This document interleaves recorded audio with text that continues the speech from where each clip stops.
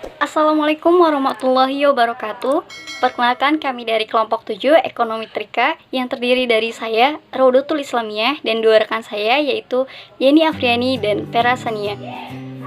Pada pertemuan kali ini, kita akan membahas bagaimana membuat suatu variabel regresi ketika variabelnya adalah variabel boneka atau variabel dummy. Nah, sekarang kita coba gunakan gimana kalau variabel yang kita teliti itu sifatnya adalah kualitatif atau sifatnya kualitas, jadi tidak ada angkanya. Nah, ternyata kita bisa tetap meneliti penelitiannya dengan menjadikan variabel itu sebagai variabel dummy. Di sini saya akan menjelaskan mengenai pengertian dari variabel dummy. Apa sih variabel dummy itu? Variabel dummy yaitu di dalam regresi adalah dengan kata kualitatif sehingga perlu diberikan kode antara 1 dan 0 angka biner untuk menjadi kuantitatif sehingga proses regresi bisa dilakukan. Variabel dummy variabel yang digunakan untuk mengkualitatifkan variabel yang bersifat kualitatif, misalnya jenis, agama, kelamin, ras, perubahan kebijakan pemerintah, perbedaan situasi, dan lain-lain. Analisis dengan variabel dummy dilakukan pada saat kita tertarik pada pengaruh variabel independen, kategori, atau kita ingin memasukkan variabel kategori tersebut untuk meningkatkan kualitas penelitian kita. Cara menentukan variabel dummy yaitu ada dua. Yang pertama, excluded group, kelompok yang diberikan nilai dummy 0, dan yang kedua, included group, kelompok yang diberikan nilai dummy 1. Tiap kategori diberi kode 1 dan 0 variabel yang digunakan untuk membuat data yang bersifat kualitatif ini. Bentuknya adalah skala nominal. Apa sih skala nominal? Skala nominal itu merupakan skala yang paling lemah atau rendah di antara skala pengukuran yang ada. Skala nominal hanya bisa membedakan benda atau peristiwa yang satu dengan yang lainnya berdasarkan nama atau predikat. Skala pengukuran nominal ini digunakan untuk mengklasifikasikan objek individual atau kelompok di dalam bentuk kategori. Terima kasih. Rasio jadi merupakan variabel perbandingan antara hutang dan tingkat ekuilibritas. Maka dari itu variabelnya ada angkanya. Dan untuk ROA itu sama dengan DER. Dia sifatnya kuantitatif, di mana perbandingan antara laba bersih dan total aset. Sedangkan variabel ERM atau Enterprise Risk Management itu bukan kuantitatif, tapi variabel kuantitatif. ERM merupakan penerapan manajemen risiko di dalam suatu perusahaan. Jadi beberapa perusahaan pun ada yang menerapkan dan ada juga yang tidak menerapkan ERM tersebut. Nah, dari sinilah kita bisa dapat menentukan yang mana included dan excluded. Jadi di sini kita langsung memasukkan yang menerapkan, yaitu kita masukkan ke included, dan yang tidak menerapkan dimasukkan ke excluded. Dan untuk included sendiri yaitu kita beri tanda yaitu kategori 1, dan yang tidak menerapkan atau excluded itu kategori 0. Maka dari itu persamaan ekonometrikanya seperti rumus yang ada di bawah ini. Dan karena variabelnya yaitu variabel dummy yang hanya memiliki satu kategori saja, maka persamaan regresi atau persamaan ekonometrikanya akan jauh berbeda dengan persamaan regresi biasa, di mana Y sama dengan alfa yang merupakan nilai konstanta ditambah delta 1 dikali D1. D1 yaitu disimbolkan variabel dummy atau ERM, ditambah delta 2 dikali X2, di mana X2 nya merupakan debt ratio. Jadi kita di sini ingin menguji apakah manajemen keuangan dipengaruhi oleh variabel dummy yaitu ERM atau debt ratio sama dengan hutang.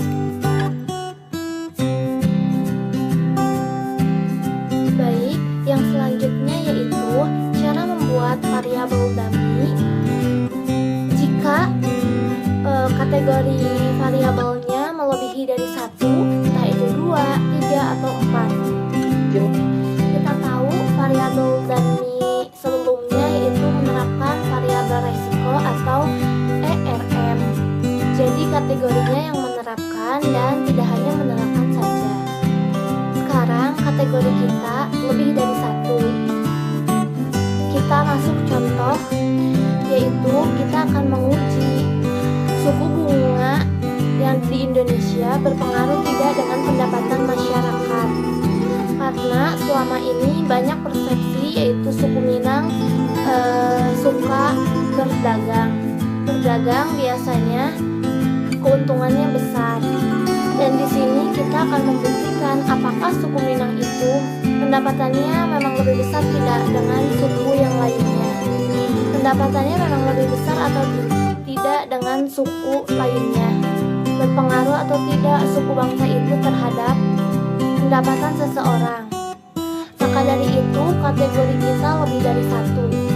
Atau variabel kualitas kita itu suku bangsa. Suku bangsa kategorinya ada banyak. Jadi di sini kita menggunakan suku bangsa yang besar-besar saja. Yang pertama itu ada Melayu, yang kedua itu ada Minang, yang ketiga itu ada Jawa, dan yang keempat itu ada Batak. Nah, di sini kategorinya itu ada 4. Jika kita ingin melakukan regresi berganda ini, tidak mungkin kita Melayu menggunakan resiko D0, Jawa 1, Batak 2, bukan seperti itu. Jadi cara membuat variabel dummy-nya yaitu kita menggunakan rumus N dikurangi 1. Jadi berdasarkan sumber buku ekonometrika dari Sumodiningrat, jika suatu variabel kualitatif memiliki N dikurang kategori, maka hanya diperlukan N dikurangi 1 variabel dummy. Maksudnya di sini N dikurangi kategori yaitu kategorinya melebihi 1, datanya itu sudah melebihi 1. Maka dari itu variabelnya akan berjumlah N dikurangi 1. Karena variabel kita itu terdiri dari 4, maka variabel dummy-nya yaitu 4 N dikurangi 1, yaitu 4 dikurang 1, dan hasilnya itu adalah 3. Jadi variabel dummy yang kita buat adalah 3, D1, D2, dan D3. Kebetulan dalam contoh soal ini tidak menggabungkan antara variabel kuantitatif dengan variabel bebasnya. Jadi variabel X-nya hanya ada variabel dummy saja. Untuk membuat variabel dummy dalam regresi berganda, jika kategorinya lebih dari 1, maka persamaan regresinya menjadi seperti ini. Jadi kita berkategori membuat, untuk kategori 1 kita menggunakan untuk Melayu, kategori 2 untuk Minang, dan kategori 3 itu untuk Jawa. Jadi ada dummy 1, dummy 2, dan dummy 3. Dan untuk suku Bataknya dikemanakan? Untuk suku Bataknya sesuai rumus tadi, N dikurangi 1, jadi kita hanya menggunakan 3 suku bangsa saja. Dan sekarang kita memasuki included dan excluded, yang mana yang dimasukkan dan mana yang dikeluarkan. Jika dia suku Melayu, kita jadikan 1 atau included, dan jika selain suku Melayu, kita jadikan 0, yaitu excluded. Begitu juga untuk D2-nya, jika dia sukunya suku Minang, maka kita masukkan ke included yaitu 1, dan jika tidak bukan suku Minang, kita keluarkan yaitu excluded atau 0. Begitu juga untuk kategori variabel D3, jika dia sukunya suku Jawa, maka kita included yaitu 1, dan jika dia bukan suku Jawa, kita excluded yaitu 0. Jadi kita mempunyai 3 variabel dummy, bukan hanya 1 variabel dummy saja. Itu cara ketentuan. Itu cara menentukan variabel dummy jika kategorinya melebihi satu saja. Di contoh yang selanjutnya akan dilanjutkan dengan contoh persepsi keuangan. Baik, contoh yang selanjutnya yaitu mengenai manajemen keuangan internasional. Jika teman-teman di sini berminat untuk mengambil konsentrasi keuangan, maka teman-teman akan bertemu dengan mata kuliah manajemen keuangan, dan di situ teman-teman akan menghitung suatu exposure.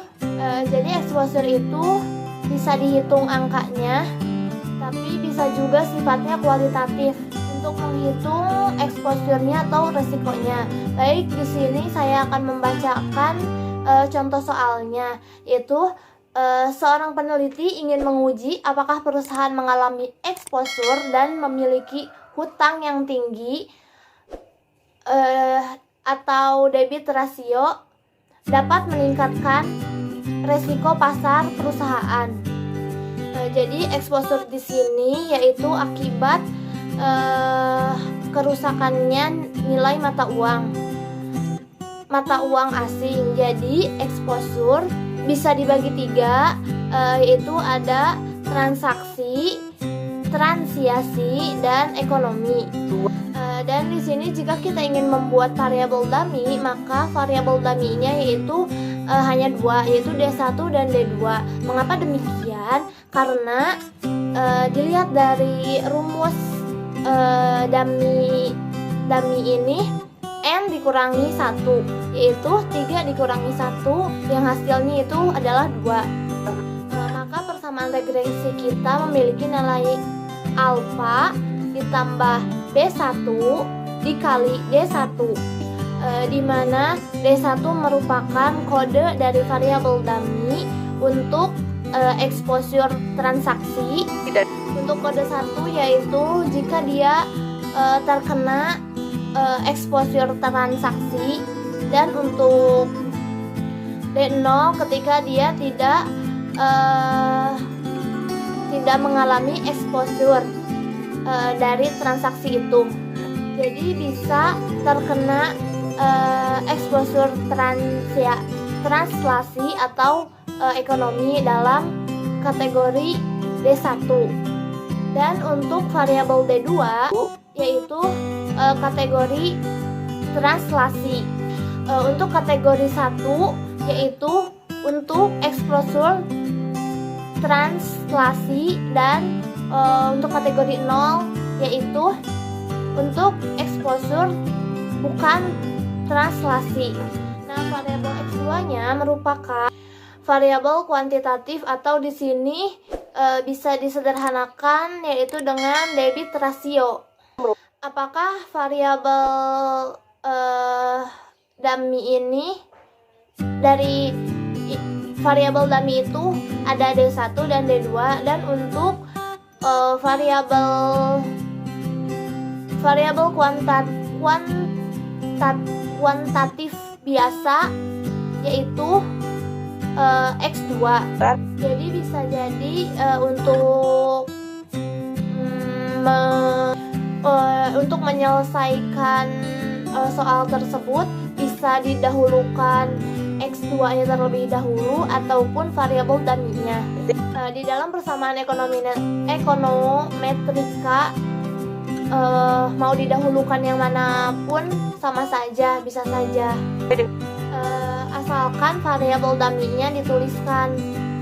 Nah, baik, untuk cara menuliskan variabel dummy-nya, di sini kita akan menjumlahkan kategorinya, yaitu dikurangi 1. N dikurang 1. Dan kita ketahui di awal tadi untuk variabel dummy pada manajemen keuangan internasional ini yaitu ada 3. Yang pertama transaksi, yang kedua translasi, dan yang ketiga ekonomi. Maka variabel dummy-nya di sini harus ada 2, dan untuk ekonominya itu dihilangkan dari variabel. Mungkin cukup sekian pemaparan dari saya. Selanjutnya akan dilanjutkan oleh saudari Mia. Baik, kita ke contoh selanjutnya, yaitu mengenai penelitian mengenai sukuk atau dalam bahasa Indonesianya adalah obligasi syariah. Jadi apa sih yang mempengaruhi abnormal return daripada obligasi syariah? Ini merupakan variabel Y-nya, sedangkan variabel sukuk equity ratio merupakan variabel X1 dan rating obligasi merupakan variabel X2-nya. Variabel X1-nya itu rasio, jadi sifatnya itu kuantitatif, bisa dituliskan secara langsung angkanya. Sedangkan rating obligasinya merupakan variabel yang sifatnya adalah kualitatif, di mana kualitatifnya memiliki kategori rating. Nah, untuk ratingnya ini ada 5. Yang pertama ada AAA, A+, A, BBB, sama D. Nah, jadi di dalam seluruh perusahaan itu cuma terdapat 5 rating, walaupun pada kenyataannya bisa lebih dari 5. Nah, untuk membuat variabel dummy-nya, rumusnya yaitu N dikurangi 1. Jadi rumusnya adalah 5 dikurangi 1, maka variabel dummy-nya adalah 4. Nah, dalam membuat persamaan regresi atau persamaan ekonometrika, variabel kuantitatifnya bisa terlebih dahulu diletakkan ataupun setelah variabel dummy-nya. Jadi mana saja itu tentunya tidak masalah, tergantung urutan dari awal kita meneliti. Jadi Y prediction-nya sama dengan alpha ditambah beta 1 X1 ditambah dan seterusnya. Nah, disinilah kenapa dummy-nya itu 4, yaitu untuk menunjukkan kategori N dikurangi 1. N-nya kan 5 dikurangi 1, jadi total variabel dummy-nya yaitu 4 ditambah dengan error. Baik, untuk menjelaskan contoh sebelumnya, di mana variabel dummy kita itu kan ada 4 dan ratingnya merupakan 5. Jadi ratingnya D ini tidak kita masukkan di dalam kategori variabel dummy-nya. Kenapa? Karena sudah ditentukan dengan rumus N dikurangi 1. Nah, untuk menjelaskan X1 merupakan variabel kuantitatif biasa yang merupakan sukuk equity ratio.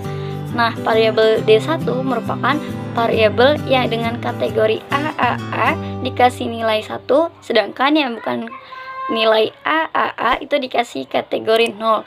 Nah, sedangkan D2-nya untuk kategori A+. Jadi yang punya nilai A+ atau rating obligasi dikasih nilai 1, sedangkan yang bukan nilai A+ dikasih nilai 0. Begitu juga dengan D3. D3 ini khusus untuk nilai A dan D4 khusus untuk nilai BBB. Bagaimana yang dengan nilai D itu tidak kita ikutkan di dalam variabel dummy ini. Mungkin itu saja pembahasan dari kelompok kami. Kurang dan lebihnya kami mohon maaf. Wabillahi taufiq wal hidayah. Wassalamualaikum warahmatullahi wabarakatuh.